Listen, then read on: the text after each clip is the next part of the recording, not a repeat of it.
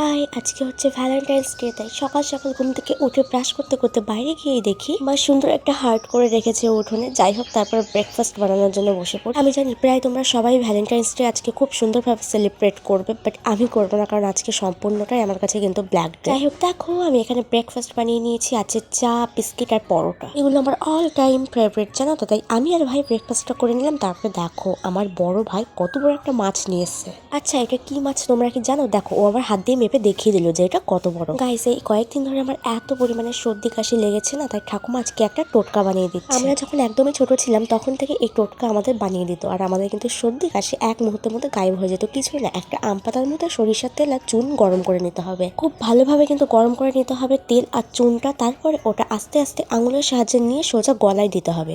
দেখো আমি কিভাবে দিচ্ছি, এইভাবেই কিন্তু দিতে হবে। আচ্ছা, তোমরা কারা কারা এই টোটকাটা জানো সেটা আমাকে কমেন্টে জানিও, আর যারা জানো না তারা বাড়িতে ট্রাই করো।